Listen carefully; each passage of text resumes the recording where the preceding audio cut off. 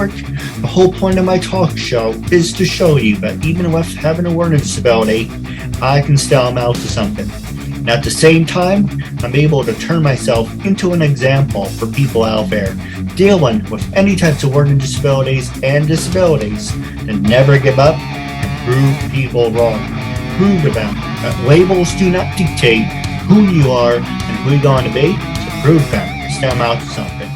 Hey, my name's Keith Andrew, and this is episode 970. Today, we sit down with professional TV host, comedian, and upcoming actor, Billy Freda.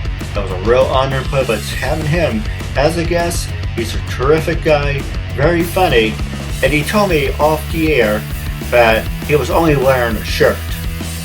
So, that's all I'm going to say about that. But it was a real honor and privilege having him as a guest. He's a great comedian. Now, with that being said, if you're watching on Facebook, Twitter, LinkedIn, and all social medias, and on Instagram, can't watch it completely on Instagram, but there will be clips. Make sure to like and subscribe to the Keith Andrew Network. Now, when we come back from this commercial break, you're going to hear from Billy, and then we're going to jump in to the interview when we come back.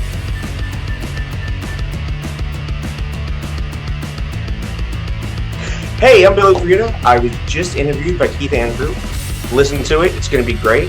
And I also love his passion. His passion is that people with disabilities can do anything that everyone else without disabilities can do. So check him out. It's episode 970. That is right, 970. Today's guest, tell you all about him. He is a professional comedian, comic, TV host, and SAG actor, professional actor. I mean, yes, he's part of SAGs, but he is a professional actor. With that being said, you have 3 subjects that we're going to talk about and hit on. But the first thing I want to talk to you about is disabilities. Besides me, have you ever worked with people with learning disabilities or any type of disabilities? And how can they follow in your footsteps? Not in my acting, not in my entertainment career. I like to use the word entertainment because it encompasses all the different things I do in entertainment. I have worked with people with disabilities, but not in entertainment. Well, it pleases me to be the first. And like I said to you off air, I would not have known it. So, God bless. No, absolutely. I put a good mask on. You know, you asked off the air about my disability. I'm pretty much like you. Seth, it's going to be a scale back. You may be a 10. I might be like a 7 or a 6. You know, I can't drive. I suffer from depression. I have anxiety. I know, big whoop. A lot of people do have that. But you also mentioned you're a comedian and you're an actor. So if someone gave you a script, if like, okay, I can do this. For me, anytime I take a test, and if it's really hard, and no pun intended, but anytime the test is really hard, I'm like, I'll give you an example. If it's multiple choice, and you know there's 2 answers that are the same, and I'm like, okay, can you have someone sit with me and read it to me? And, okay, first question, can you give me an example of what the first one means? And then you tell me the second. Can you give me an example of what? So pretty much you're reading and telling me the questions, but you're giving me an example and you're breaking it down at a slower pace. So, okay, now I understand what I'm going to have to do and focus on. Instead of reading, I'm like, I have no idea what the hell I'm even looking at. All it is you're a computer and your CPU is just a few megahertz slower. That's all. Pretty much. That's all. So, but like I said, if you hadn't told me, I would not have known. You know, I wish I had $1 for every time I said that. You're not the first person, and you're not going to be the last person. Okay. Now, the next one I want to ask you is the first subject I want to talk about is you are a professional comic. Who inspired you to become a professional stand-up comedian? I'm going to be honest with you. There wasn't one person that inspired me. I love making people laugh. You know how now the Bitmojis have all the preset, you know, things. And when I send somebody something and they write back, laugh my ass off, I have it on speed dial. I send the one of my Bitmoji looking like this, and it says mission accomplished. And there's no I can tell you who my favorites are, but there's no one person who inspired me. Now, when I sit down to write comedy, I always, to get in the mood, pull up certain people's specials. And I mean, it's to the point where I have an exceptionally good memory. So I have the material memorized, but just by watching it, even though I know the line is coming, it inspires me. So some of the people that I watch before I start to write are Ron White, Sebastian Maniscalco, excuse me, Bill Burr, and David Chappelle. They tend to be, and the late, great Robin Williams, who I had the pleasure of meeting 3 times in my life, which is just, I can't even tell you. So a lot of times, depending on the mood I'm in, I'll put that on before I write, and it gets me in the mood. So no one inspired me to go into it, but they inspire me before I write it. No, absolutely. And you did not mention, but I'm probably guessing you're a fan of him. I am George I'm sorry, Carlin. who? Oh, you didn't mention it, but I think you're a fan of him, George Carlin. I do like George Carlin. I actually quote him a lot. Because I think he was ahead of his time. He He would was. say things that now people wouldn't think twice about it, but when he said it, it was like, did he just say that? You know, and I do appreciate George Carlin. Now, the next one about actually we have in common, I'm not a TV host yet, but maybe one day I will. But I do want to talk to you about it off the air. But why not bring it up now? So you mentioned you are a former TV host. So what shows have you hosted?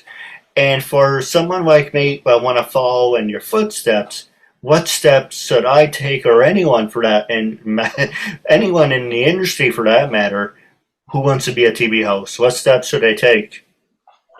Well, I'm not a former. I'm still a present TV host. I think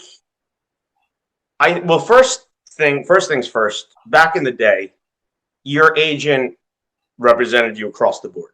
Okay, he or she, excuse me, did this, and this. Well, now there's so many facets of entertainment that a lot of agents become niche and only do X, Y, or X. Very few do across the board. My recommendation is to find a agent who specifically does just hosting. Perfect example, Todd Miller. You know, he's with Abrams. He does just hosting. So if that's where your passion is, you reach out to him with a demo reel, and that's where you go. I kind of fell ass backwards into it. And I'm one of the hosts of the Fashion Network, which also goes by the iFashion Network. And I actually have a great joke that how I got that, if you want to know. Yeah, absolutely. So I tout myself, excuse me, as their token straight host. Okay, because all the other hosts for the Fashion Network are gay. So I love to tell the story how they had hired a woman to come in to help with the casting. So now I'm sitting in a room of a bunch of guys that all look like me. And it would almost be like a family reunion. Like, there's my cousin Vinny, there's my cousin Joe. We all look alike. And the woman they had they had hired to help with the casting. After the last candidate, she walked out, I guess to either go to the bathroom and get a drink or whatever. Well, she wasn't dressed like your typical casting director. Okay, she had a tight skirt on, a great set of legs, and high heels, which is not what casting directors normally wear. So she walks through the room, and I watched the entire room go like this. And then when she gets out of the room, they're all like, "Oh my God, did you see her shoes? They were fabulous. I love those shoes." And I'm sitting there going, "Hell with her shoes. Did you see her ass and legs?" Well, the door was left open. And I still tease the executive producer of the Fashion Network that he was like, him, we need the straight one. We need the straight one. So I fell into hosting that way. I hosted that. Larry Namer, who created the E! Network, he created he funded, not created, a network called Rock Me TV. I was their head host for a while. And I just built up enough reel from those two to then start, doing a clip for Viacom, doing something for the red carpet. But to go back to answer your question, send in a reel to an agent that is specific to hosting, and that I think is your best way to go.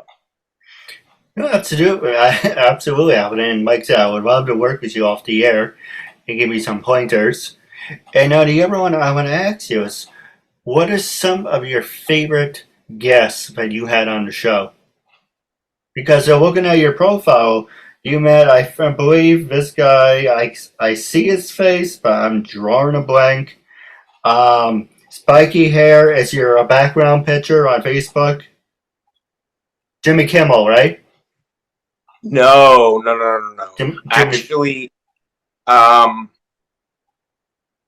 publicist is going to hate me for saying this. I'm actually not a fan of Jimmy Kimmel, but it's probably Jimmy Fallon. That's what I meant. Yes. Because I'm staring at his face like I know him. Why am I having a prank, enjoying a fart for some reason? And I'm like, oh, you met a lot of great people. And I met a lot of great wrestlers too. I'm going to tell you, Jimmy Fallon is one of the nicest, greatest human beings on the planet. Okay? Jimmy and I go way back. And I just saw him at the VMAs. This is, by the way, the first time I've ever had a beard. And I did it for a character. And everybody said, you wear it well. So I kept it. So Jimmy walks into the green room. I'm in the green room at the VMAs. And he comes right over. And I'm like, dude. So I hop off the chair. We give that bro hug, where it's kind of a hug, but, it's not intimate. And he's like, dude, I love the beard. I'm like, dude, I love your beard. He's like, I'm copying you. I go, you can't be copying me. It's the first time I've ever had a beard. He said, it's the first time I've ever had a beard. I said, all right, mother, you are copying me. Well, you can say and then you can say you don't have to be PJ if you don't want to. No, it's fine. And so then we just sat and we talked and we got caught up. And no, I'm telling you, if I get to the point where NBC feels that I can be on late night, I'm going to stop at some point in time during the show and just be like, I know I'm the guest, but I would like to tell all of you, you know this gentleman as an entertainer. I know this gentleman as a person, and he is by far one of the nicest, most non-expecting celebrities ever. Ever. As a matter of fact, not this VMAs, the one 2 years before, he was presenting, and it was at Radio City, which was across the street from 30 Rock. And when he got off stage, he said, you want to walk me back to my studio? I was like, yeah, sure. So we went out the stage door, and He goes, take out your phone. Now, I can send you this, so you know I'm not making this up. I go, why? He goes, take out your phone. He goes, I've known you 15 years. We've never done a video together.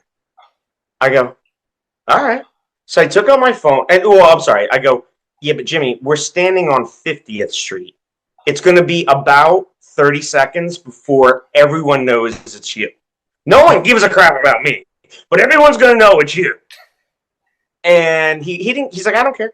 So I pulled out my phone, and me and Jimmy did a video on my phone, just because we've known each other for so long and never done a video together. And that's him. And if you want, later on off air, I can send you the video.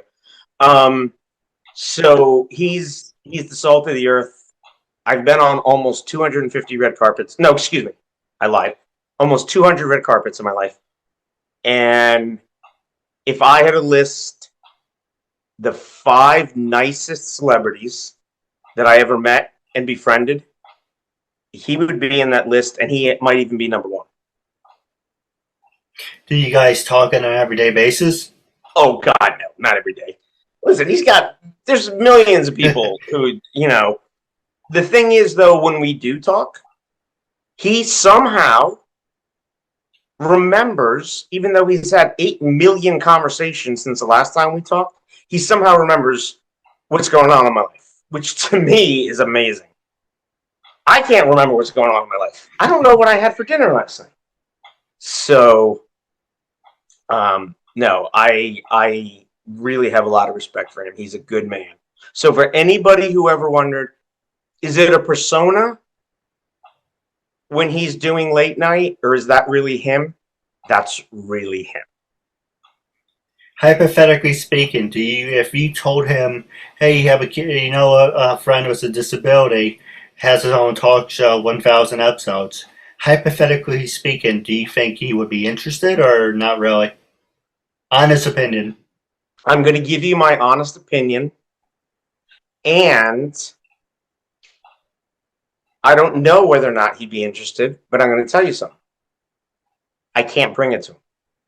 One of the reasons he walks up to me in the green room of the VMAs is because if you know the number of people who have said, will Jimmy do this? Will Jimmy do that? Yeah. Will Jimmy? The reason he comes up to me is because I don't cross our friendship line. I never have. Never once. And now, if somebody from your camp reached out to him and said, you can reach out to Billy Freda for a reference, oh, well, then at that point, you would be the second coming of Christ. But I didn't bring it to him. And and trust me, I have gotten so many requests. And I just won't do it because, to me, I think that breaches our friendship. You know what I mean? We're friends because I don't do that. Yeah, so, I didn't mean to impose on you. I do apologize. Oh, no, you didn't impose. I'm just saying, I can't do that. But if you can reach out to his people and you say, drop my name as a reference or a referral, 100%, I got you. No, absolutely. We can definitely talk about that later. But I want to do some trivia questions for fans who may or may not know. You are a huge animal lover. Is that true? That is. What is your favorite animal? And why do you feel so strongly about animals? What is my favorite animal? Oh, my God. What was her name? I forget. No, I'm kidding. I love birds. I'm going to be honest with you. Not that I would ever have one as a pet, because that's a lifelong commitment. Like, you get a dog, it's a 10-year commitment. You get a bird, and that's like a wife. You've got that thing forever. So I love birds because we are 2-dimensional, right? We can travel in 2 axes. How cool would it be to be able to travel in all 3 axes? To be able to fly? To me, that's amazing. If I could come back as anything in the next life, it would be Tiger Woods. No, I mean, if I can come back of anything, it would be a bird. So birds are my favorite, but I am an animal lover, because I just think they love humans unconditionally. And I think that's amazing. Actually, I'm going to be honest, yesterday I got a little upset. So I had a cat for 20 and a half years. 20 and a half years.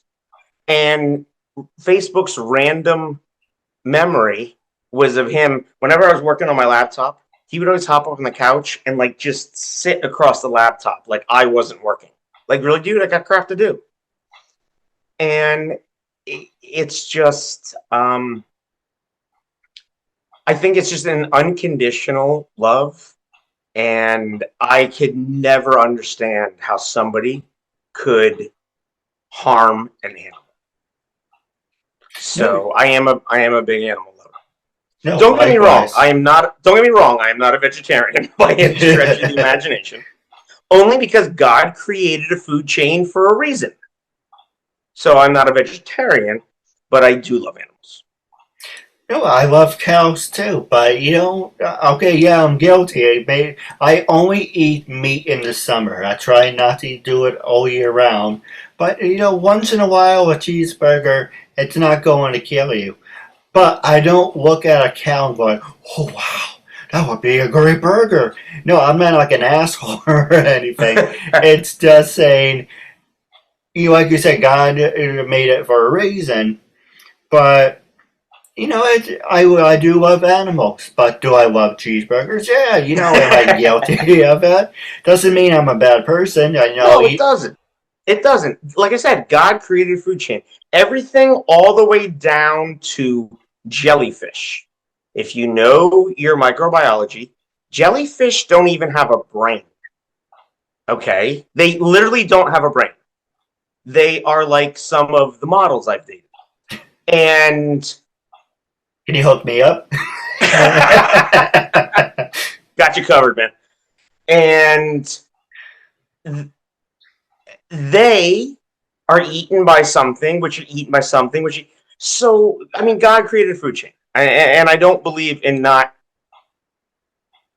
eating other animals, but I also believe that you should always be humane to animals. And you want to know something that I think has been lost? Not only should you be humane to other animals, you should be humane to other people. And I'm really beginning to think those days are starting to dwindle away. And I don't know why, I don't know where, but they are. No, you're absolutely right. So where I live in New Jersey, I'm 38-minute train ride to Manhattan, where I do a lot of my work. And one day, I was getting ready to hop on the train. I was going in. I don't know if I was doing a show. I don't know if I was doing an audition. I don't know. And there was a blind guy. I think he was Indian. I'm not sure. But the doors opened, and he wasn't quite on the platform yet. And there was other people who were running to the train. So, you want to get on that train before the doors close. So they've literally barreled this guy over because they didn't want the doors to close. And there's a small gap in between the train and the platform. And his one leg went into that gap. And he got the weather was warmer, he had shorts. He got all scraped up and everything. And I'm like, really, people? So I went over, I helped him up, I got him on the train, I called for the conductor, we got some antibiotic and cleaned up his leg and stuff. And I just feel like you want to be humane to animals, even if you want to eat them. But more importantly, we need to be humane to each other. And I really feel like those days are gone. I don't understand why. I don't. Well, you can't fix stupid, but you can numb it with a 2x4. You can't fix stupid. Oh my lord! Look at who Pennsylvania just voted into their Senate. I mean, dear God, it was like Sloth from Goonies. And, Um, and I can say for the record, 2024, God help us if we get if Trump comes back in, because the shit's really going to hit the fan. I'm not saying Joe Biden is great or anything, but he is better than the lesser of the two evils. But you don't want to live in a dictator country. well, of course not. That you don't want to do. But 2024, I think, is going to be very interesting because there's a lot of speculation on what might happen, and nobody really knows what's going to happen. So that we can do another 40 minutes on just what might happen. It's like when you turn on ESPN in the middle of the summer and they're discussing who's going to be in the Super Bowl. It's like, dude, you have no effing idea what's going to happen. Okay, you can sit there and talk about it all day, but you have no idea what's going to happen between now and the Super Bowl. You and I have no idea what's going to happen between now and 2024. So it's silly to discuss it. Yeah. But so you had 3 questions. I think you're 2 in. What was the other one? Oh, well, we can talk about that off the air, but what's the last 6 minutes? I'm counting down on my phone. What's the last 6 minutes? The one thing that caught my interest is you are on 200 red carpets. What was your very first one, and what was the last one? Actually, let me ask you this way. What was the very first time you were on a red carpet, and how did you get on a red carpet? Okay, so the very, very first time I was on a red carpet was this redhead that I met in college, and she was gorgeous. Oh, I'm sorry. I'm sorry. You meant different red carpet. I'm sorry. How I got on a red carpet. I was my very first one. Oh my God. We're going way back. My very first carpet, I remember, was the GQ. They don't even have the award show anymore. It was the GQ Men of the Year Awards, and it was 1998. So we're going back 24 years, and I can't remember how I was on it. I really don't. But it was star-studded. It was great. I'm going to be honest with you. It was one of the best nights of my life. It was one of the best nights of my life. It was because now I'm kind of immune to it because I'm around it a lot. But, I'm on a red carpet. I'm at a show. I remember the after party was at the Four Seasons. And, it's like a kid in Christmas when you've never been experienced all this. Now I'm kind of like, oh, there's 4 A-list legendary celebrities. Can I get a bourbon? And you know what I mean? It just, but I think that was my first one, and I can't even remember what facet I was there in, to be honest. But it is an amazing experience. There's an energy around a red carpet that parallels like a World Series or Super Bowl type energy. And that's kind of what keeps you going back. And it's funny you should mention that. I'm not kissing your ass or anything, but I would love to do a part 2 with you. And the reason I say that, for the most part, when I interview people, I'm like, okay, well, I'll give you an example. Our goal for today is to reach 100 and more views.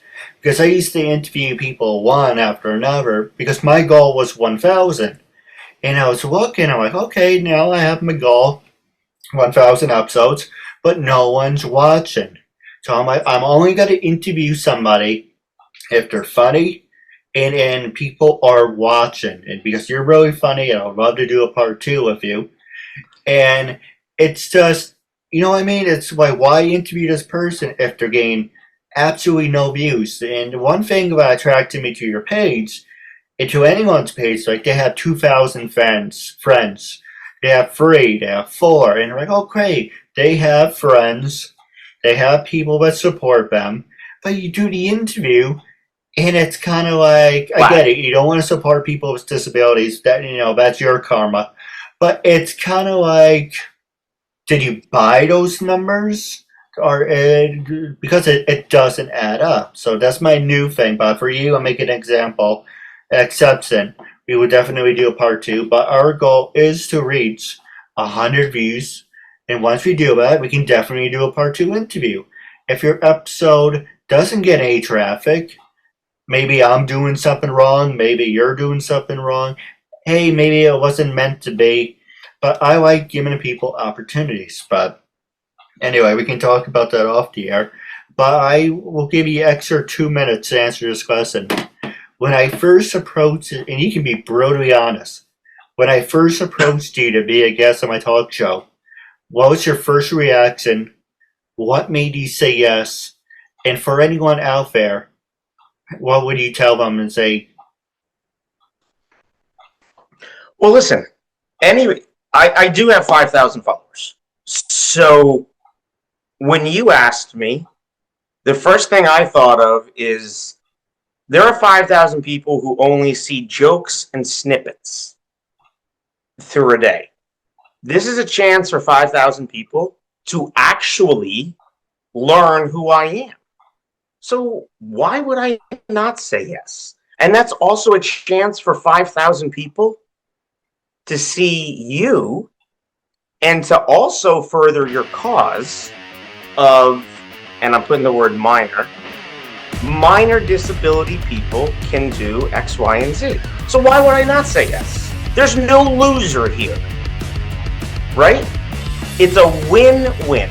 5,000 people get to see me other than just or putting a wise ass meme, and they get to see you doing what you love to do. So it's a win-win. Yeah, absolutely. Now, before it kicks us off, I will send you another link so we can continue to talk. But if you're watching on YouTube, make sure to like and subscribe to the Keith Andrew Network, and until we meet again, thank you, keep in touch, and until we meet again, catch you later. Thank you, and have a good night.